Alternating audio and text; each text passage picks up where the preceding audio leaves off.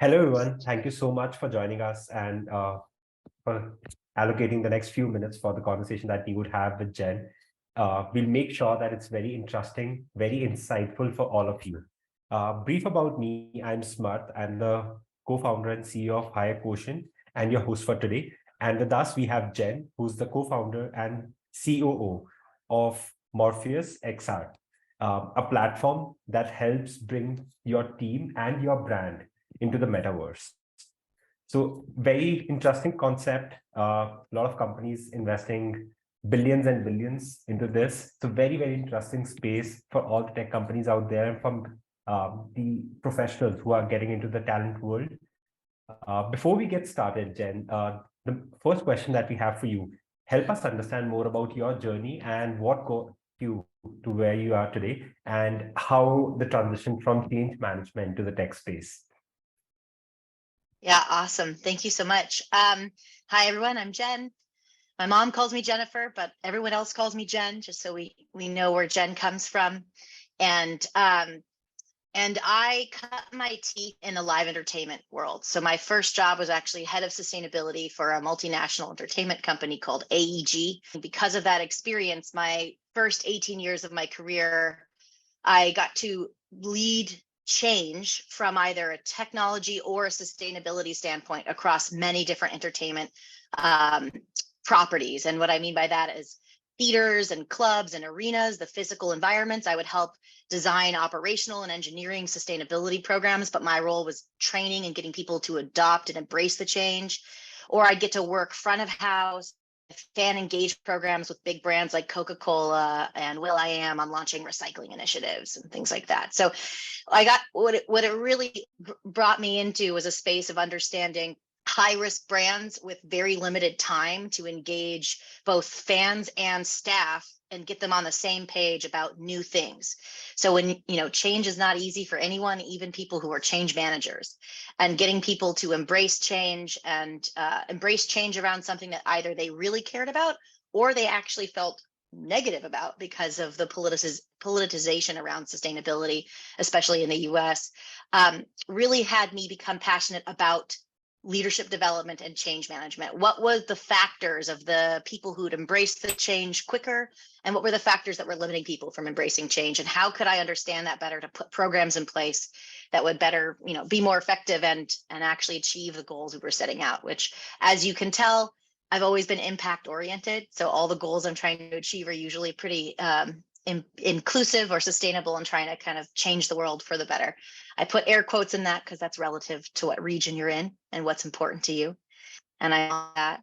So I became obsessed with leadership development, started developing trainings and programming. And as such, when an opportunity to bring my Burning Man camp into VR came forward, they're like, who would be willing to train 200 people on how to use 7 different metaverses?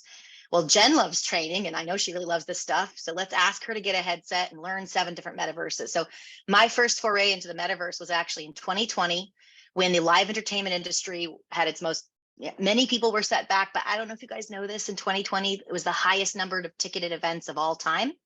So in the history of the world, there were never more ticketed events sold out in the world than it was in 2020. And then that's, of course, when we all experienced what we experienced together. But that meant the entertainment industry was hit particularly hard since there was so much cash outlaid and expectation raised among a huge workforce. And in that moment, among many other people with literally no hope of where our careers were going, I had this opportunity to learn 7 different metaverses and bring 200 people into them. And so I got to take all of those skills of having limited short attention span with people and understanding what they're there for, which is a good experience, a human connection with another person, and then understanding how to navigate 7 very different experiences between a headset, a mobile phone, a desktop computer, and all for the purpose of going to Burning Man, which is, not what you'd expect. And that woke me up to the potential of this technology for creating meaningful, impactful connections, and the presence that I felt alone and isolated, and then all of a sudden feeling like I'm across from somebody and exchanging a human experience with them was transformative. So I thought, when I come back from this, I'm going to be making sure everyone who is working remotely or feeling disconnected from their teams can leverage this technology to feel that connection and support that I think many of us have been craving. And that's kind of where my career landed with Morpheus. Awesome, awesome journey. Before we get deeper into the jargons and we throw some difficult questions at you, I'm mindful that few of the people in the audience may not know what exactly is Metaverse, while broadly people would have some sense around it. So if you could explain how, or very simply, how would you define Metaverse A, and B, what do you think is the most important way for people to get started or to enter the Metaverse? Thank you.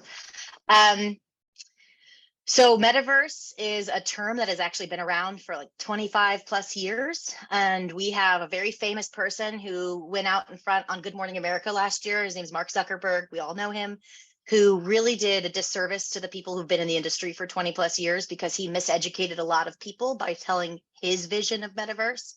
Metaverse is a broad term that is being owned by a collective of creators and ideas that he just happened to decide to put his money behind and put, a vision of it. So we're having to do a lot of education and misdirect. There was a lot of miseducation there. So a broad definition of the metaverse is that the metaverse is the future. It's the web 3.0. And that's a broad terminology. That's a path that you can go down. I like grounded definitions and very specific definitions. So the one that I like to tell people is that the metaverse as it currently exists is an application or a program that creates a three-dimensional environment where people use digital avatars to recreate playful, professional, and basically recreate aspects of real life in a projected, playful, fantastical way. So there are several metaverses that you've heard of: Roblox, Decentraland. You haven't heard of us yet because we've been in stealth mode, but Morpheus XR now you have.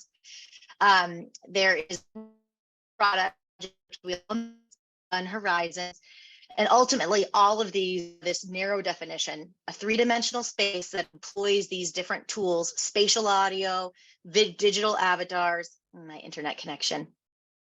Am I stopping? Did you lose me? Yes, you're phasing in and out, but you can broadly hear you. You can hear me enough. Yeah. So that's the narrow definition we're focused on: creating a three-dimensional environment that leverages all the value of the tech for people to use it today.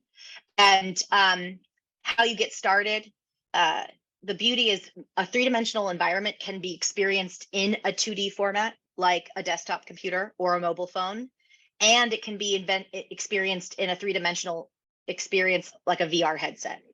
I think the VR headset is the most immersive and the best experience. And how do you get started? Well, reach out to Morpheus, because we have completely shaped ourselves towards helping new users and helping people. We want to be people's first partner into the metaverse. But specifically, it really is about, we believe the tech is too early for day-to-day use, but it's perfect for every 2 weeks or once a month.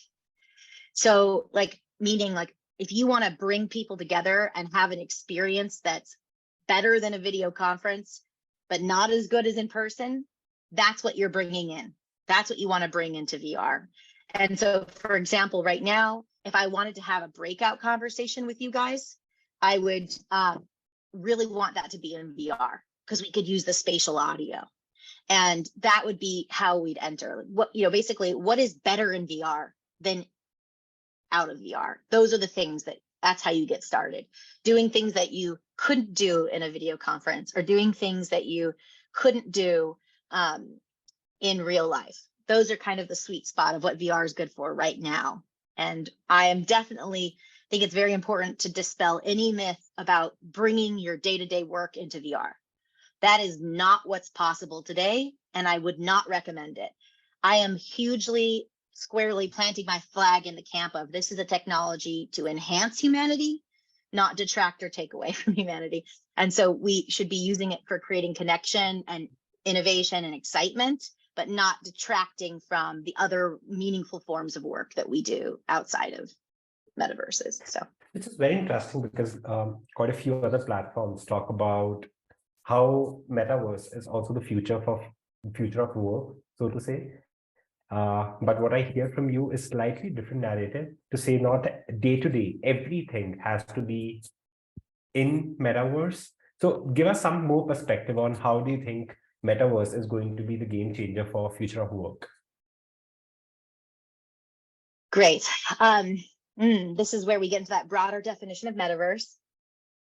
So as narrowly defined by the group of people who are owning Metaverses right now, I think Metaverse will redefine work because for distributed teams, not just people who work remotely, I believe Metaverse is the best place for collaborative trainings, anything that you want live interaction with people. So I think we are going to see that all live and interactive experiences with coworkers that are not in the same physical location will be brought into the Metaverse. That does not mean solo work at a cubicle.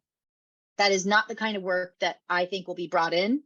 I think that kind of work will be enhanced by, oh my gosh, why am I blanking on this word that I know it's my industry? What's the one that's, it's not AI, it's what's the AR, augmented reality. I think we can blame it on the internet.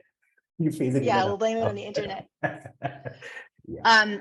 Augmented reality. Thank you, Jason. He saw where I was going with that. Thank you.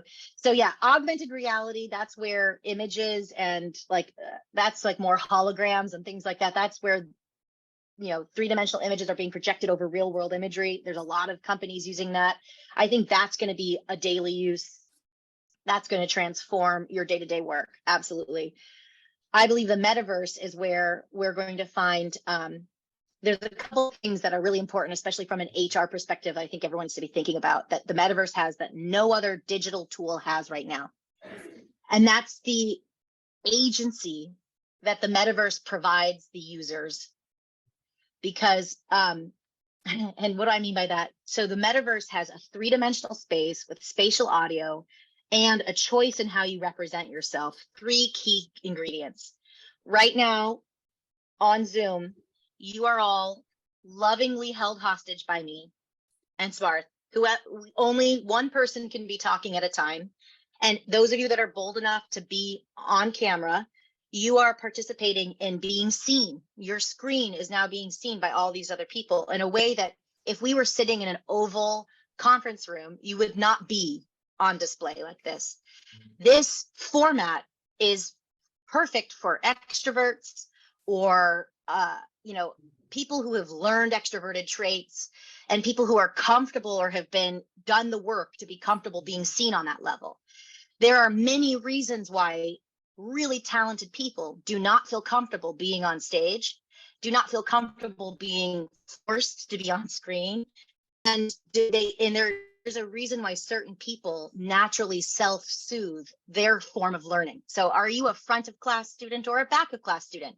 There is no value to where you sit as long as you sit where it's best for you. But in two-dimensional formats, you don't have that choice. You don't have that agency. You're forced to communicate by this dominant modality, right? And that becomes really important when we look at diversity of perspectives and diversity of talent, because some people are really talented and they thrive in an environment where they have more time to process. They don't feel they're on stage or they're being kind of shined a light on. They need a little bit of, maybe they need somebody next to them to joke or play with a little bit so they can process the information in a less pressured environment. Those kinds of components are present in physical spaces, right? If we were doing this in person, you were sitting in the room, how much space you needed between me and the other people, if you needed your buddy or not. I am clearly a front of class student who doesn't need anyone else near me. I'm going to be loud and proud and taking up a lot of attention if you can read my energy. But I have amazingly talented people who would want to be nowhere near me in a room if we were learning something, because they'd find my energy distracting for them. A three-dimensional metaverse lets people reclaim that agency of how they learn, how they engage, where they stand, how close they are. It's amazing how much that impacts people's willingness, the ownership they have over what they're learning and what they're engaging with. And it's a key missing ingredient when we've moved so much of our work to video conference. So if you start to bring a lot more of your collaboration sessions, a lot more of your trainings, a lot more of this interactive content into a three-dimensional space, not only is the spatial audio and that three-dimensional use, that then you get into the playfulness of how you represent yourself. Do you have an avatar, which an avatar is incredibly powerful. You can read a lot about someone's person in it, but it also has this beautiful balance between anonymity and personalization. And it's a really rare thing to find something that both evokes a sense of someone's personality and individuality, but also provides the protection of anonymity. So right now you have two choices here. You're anonymous because your video's off, or you're not anonymous, and maybe you can have a background filter, but you're pretty much on screen.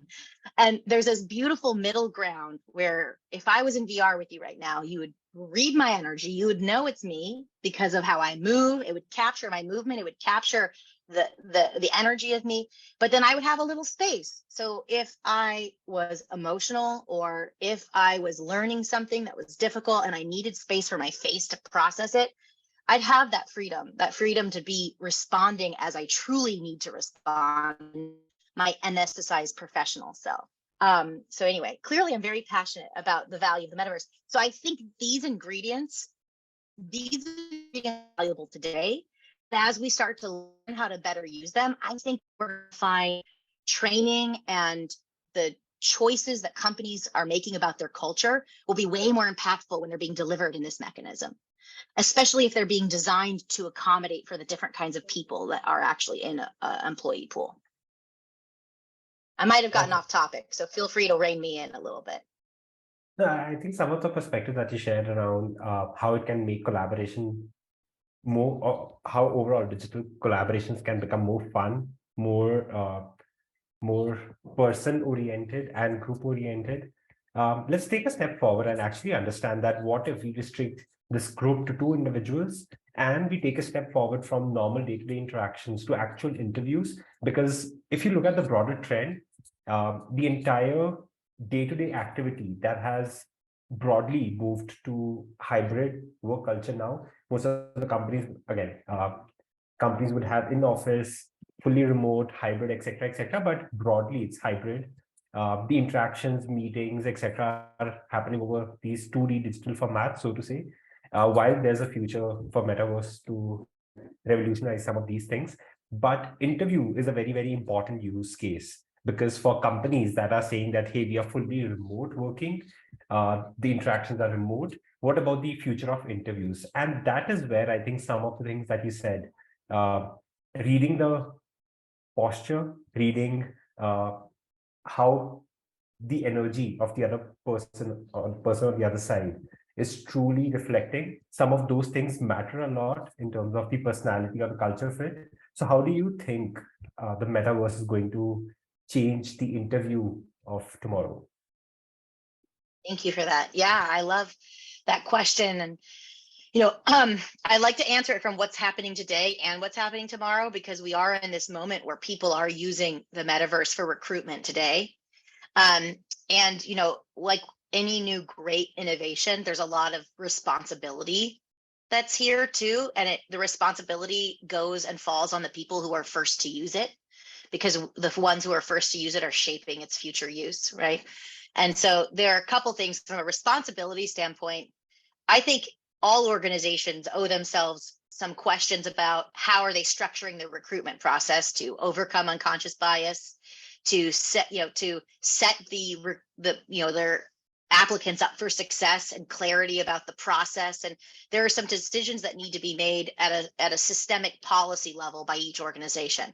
Do you want to have a blind interview process, and or do you for the first round, and when does it become unblind, and all those kind of policy decisions?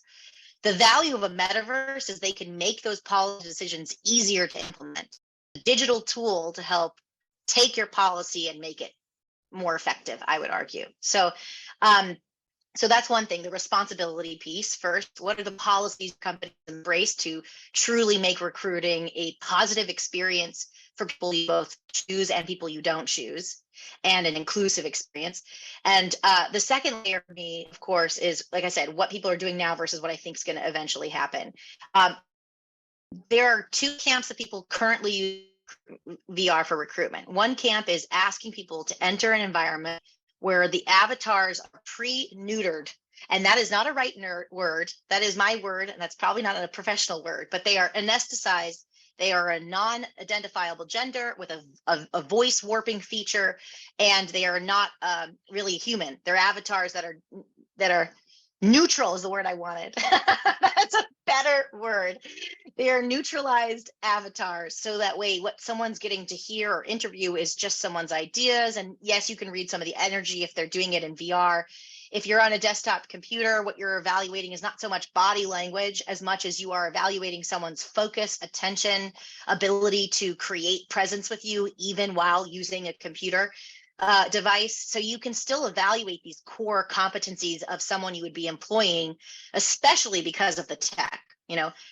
Metaverse is actually a beautifully distracting space. Are they able to hold both the complexity of this unique environment that they're in for the first time and focus on the task at hand, which is meeting you and impressing you with their information? So the Metaverse right now provides that benefit. In the future, hopefully it won't be exciting and new. It will just be standard practice, and then you can lean into these other benefits. That so the people who are using it in a neutralized environment, they are using it to really eliminate any bias, and they're using the tech to make that as easy as possible, which is really cool. And then from there, I have seen people either move that recruitment cycle from a neutralized avatar to okay, come back and now customize your avatar and make it an expression of yourself and encourage them to really express themselves. But it's very important that the company sets the expectation with who they're hiring of what they expect. They can't, like, we want you to be creative, and here's kind of how we're looking for you to be creative, versus judging someone for not taking you on an offer, right? So that's one path, is the neutral. Another path is the expressive. And some people are combining it, where they're making it super, super expressive, and they're encouraging people to be playful, and they're encouraging people to express themselves. And they specifically don't let people choose normal is not the right word, choose features of their avatars that look like humans. So they have like a set of crazy fun avatars to encourage people to be playful and kind of expressive. So that's the whole thing, avatar and representation. And what does that do for the interviewer? And how does that make the interviewer focus on things that one would argue might be more important, like the content of their speech and how they answer your questions and things like that? Similarly speaking, the other aspect of Metaverse that's being used is not trying to overcome bias, but just trying to actually use a more efficient way of meeting in person.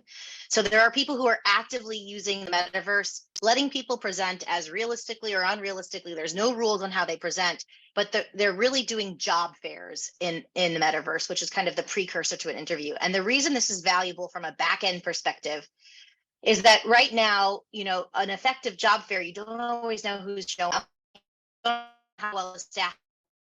It's a huge cost out.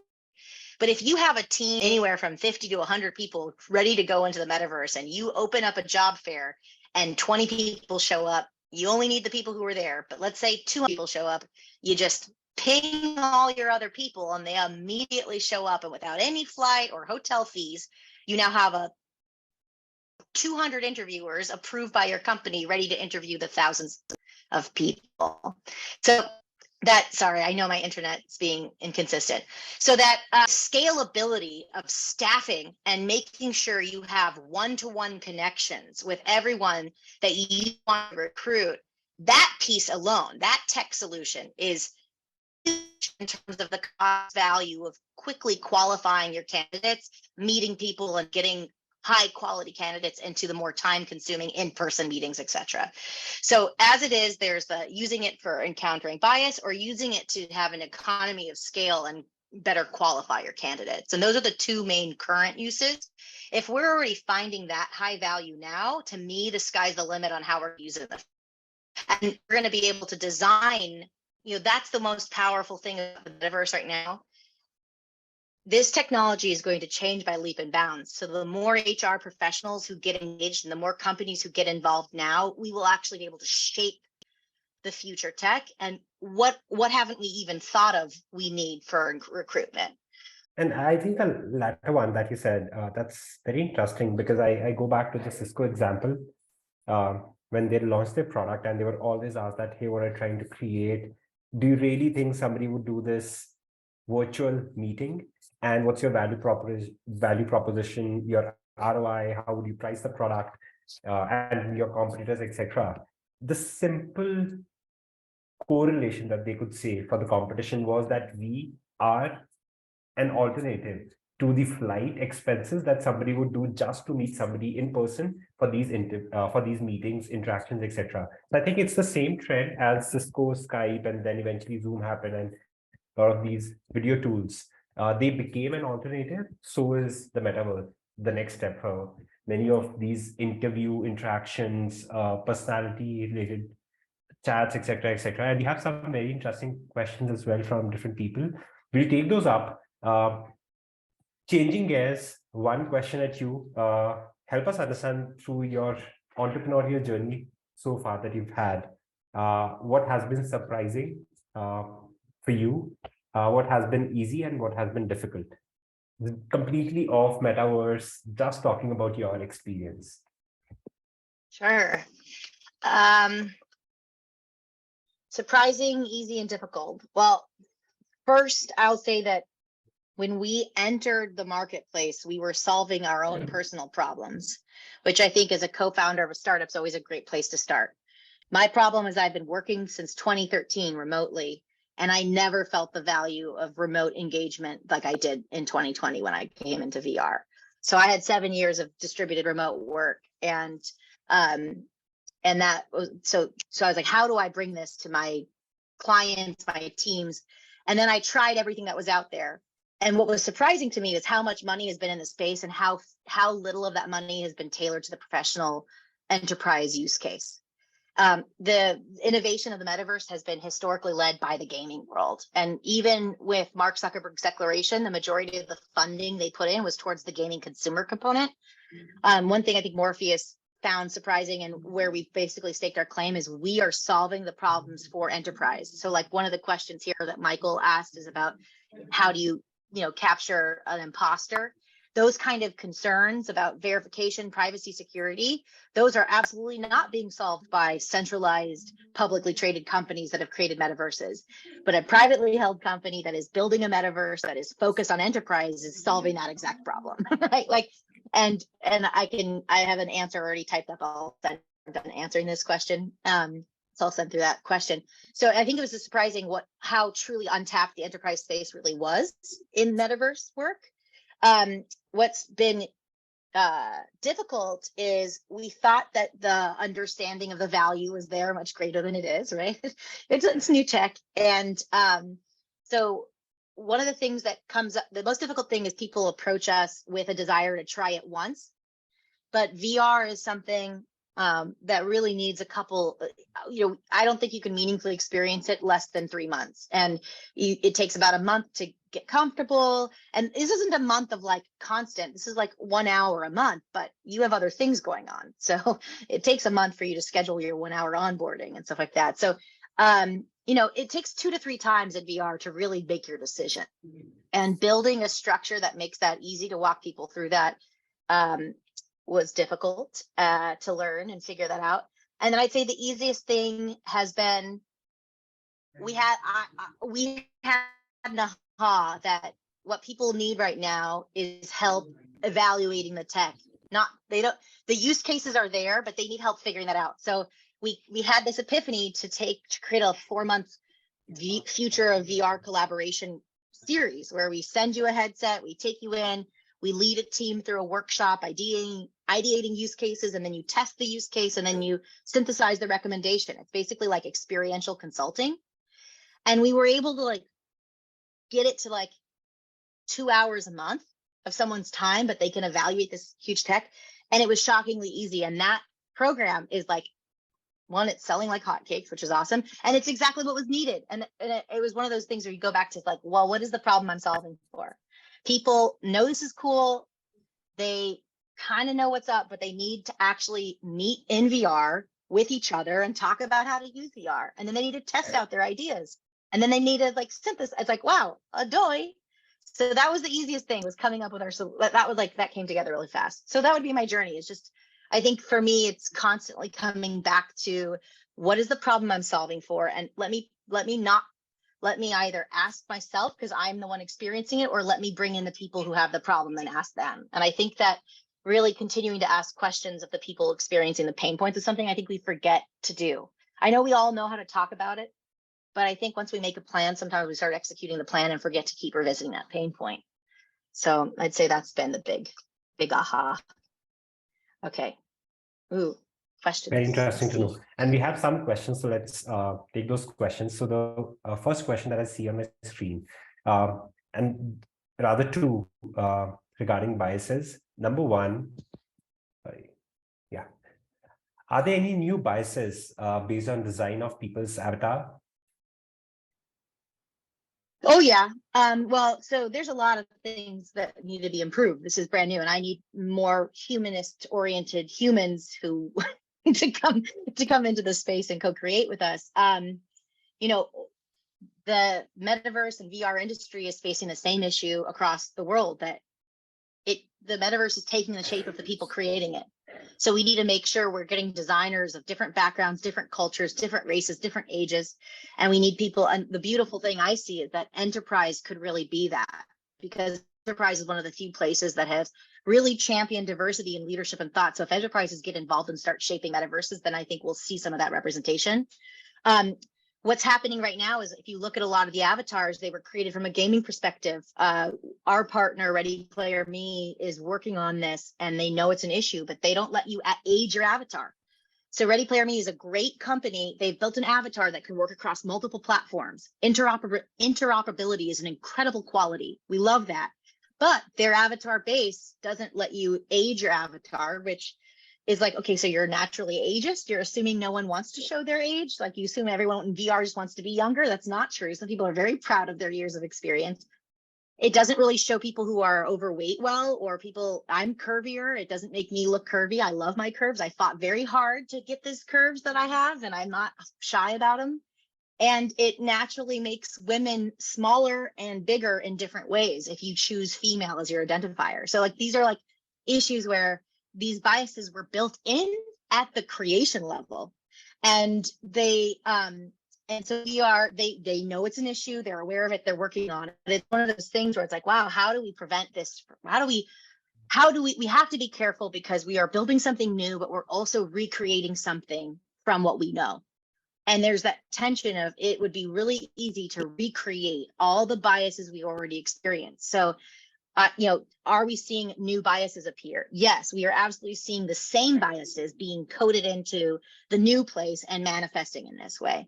So I personally want a curvier avatar. Now, some of the platforms let you do things like that, but we're also seeing there is a bend. There is a bend on who's got the coolest avatar, right? Who's the color, like who's the most design creative thing. So I do think we're going to see, we're going to have to create a culture of simple is also beautiful, and just continue to champion true self-expression. And the second question that we have is there Yeah. any data to support that companies are building more diversity in their workforce through this approach? Through this approach, I mean conducting the interviews in Metaverse. Yeah. Great. Perfect. So yes, there's a couple reports I'm going to send you as follow-up that have done studies. This is still so new. Enterprise use is probably less than 5 years old, depending on how you would cut that. There's 1 or 2 companies that entered earlier than 5 years ago with specific training applications, but using the actual metaverse, like a socialized metaverse for more organic connection, that's really less than 5 years old. The data that is out there are really surveys of participants and users, and they show that the biggest diversity statistic that we are really paying attention to is around belonging. There's a lot of people who responded to these surveys saying they felt more belonging at engagements in VR than they did in person. And company engagement, they felt more comfortable. And some of the reason we've determined from our own work and our own surveys is that there is a great equalizer to the avatar experience. When you're in a room with an avatar with the CEO and you're just a manager or you're just a new hire, you really can't tell the difference. You're each playing with the toys and you're each interacting with the world on the same level of newness. Even if you are more experienced VR user, there's a certain, it's like the beginning days of the internet when everyone felt the equality of access to that information. It kind of has that same equal feeling for hierarchies within companies. And yeah, I'll stop there and send you guys the reports as follow-up. Awesome. And I'm mindful that we have another 4 minutes before we end the session. One last question from the audience. It says, in which areas of HR Metaverse can be used other than hiring and training? Yeah. Well, I would say conflict management and conflict negotiation important.